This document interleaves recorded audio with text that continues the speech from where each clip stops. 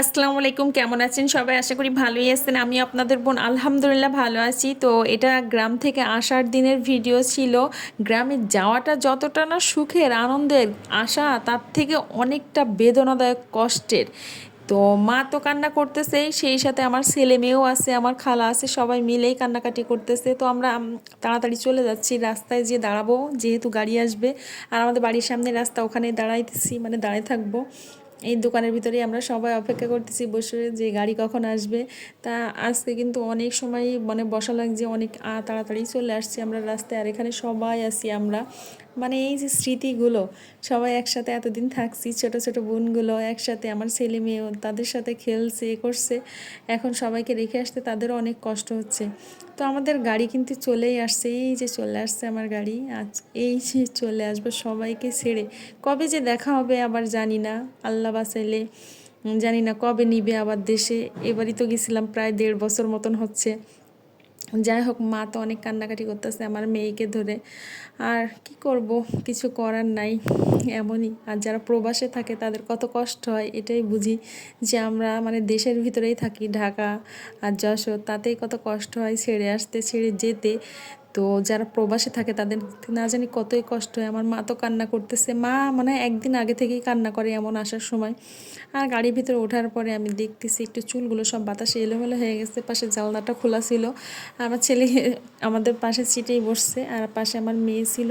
মেয়েকে আবার জিজ্ঞাসা করলাম তার শরীরটা ভালো লাগছে কি না। গাড়িতে উঠলে তো বা অনেক বমি করে দিনের বেলায় গেলে। আর এখন যেহেতু রাস্তা কম, পদ্মা সেতু হওয়ার কারণে তো আর রাত্রে যায় না, সবসময় দিনের গাড়িতেই যাওয়া হয়। তো আমাদের এই যে জার্নিটা ভালোই ছিল, মানে বেশি ভালোও ছিল না, কারণ এবার না এই যে বন্ধ গেল 3 দিন, বন্ধের কারণে গাড়িতে সিট মানে খুবই মুশকিল হয়ে গেছিলো। একদমই পিছনের সিট, তার এক সিট আগে আমরা জায়গা পাইছি। সেখানে যেই ঝাঁকুনি, আর আমার ছেলে মেয়ে এমনিতেই বমি করে, মানে এত কষ্ট হয়েছে। আমার নিজেরই মনে হচ্ছে পেটের ভেতরে সব কিছু বের হয়ে আসবে, এমন একটা অবস্থা হয়ে যাচ্ছিল। যাই হোক, তারপরে নিরাপদে চলে আসছি, আমরা ঢাকাতে পৌঁছাইতে পারছি, এটাই আলহামদুলিল্লাহ। আর জার্নি পথে একটু ভিডিও করে নিলাম বাইরের পরিবেশের। তো ভালোই লাগে কিন্তু এগুলা দেখতে। আর আমার না সব থেকে আরও একটা জিনিস বেশি ভালো লাগে, যে একটা গাড়ির সাথে আর একটা গাড়ি, এই যে কে আগে যাবে কে পরে যাবে। আমাদের গাড়ি কিন্তু দেখছেন আগে চলে গেছে, কিন্তু এইটা তো আর হবে না, পিছনের গাড়ি ঠিকই ওভারটেক করে ফার্স্ট হয়ে গেছে।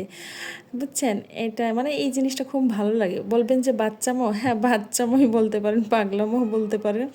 দেখবেন এখন এই যে চলে গেছে, আমাদের ওভারটেক করে তারা সামনে চলে গেছে, আমরা পিছনে থেকে গেছি। যাক, সবাই সেফলি পৌঁছাক, এটাই আছে দোয়া সবার জন্য, সবাই সবার গন্তব্যস্থানে পৌঁছে যাক। আর আমরা এই যে চলে আসছি সিঁড়িতে, মেয়ের বললাম একটু ভিডিও করো, কারণ সে ক্লান্ত, এই জন্য ক্যামেরাটাও ঠিকঠাক মতো ধরতে পারছে না। যাও, কিছু বলি নাই, যে কী আর করবে, সেও অসুস্থ হয়ে গেছে, বমি করছে তো বা এমনিতেই। আর আমরা এই যে রুমে চলে আসছি, ফাইনালি চলে আসছি ঢাকায়, সেটাই বলছিলাম আমি ভিডিওতে। তো সব ভালো থাকবেন, সুস্থ থাকবেন, আমাদের জন্য দোয়া করবেন, আপনাদের জন্য অনেক অনেক দোয়া। আল্লাহ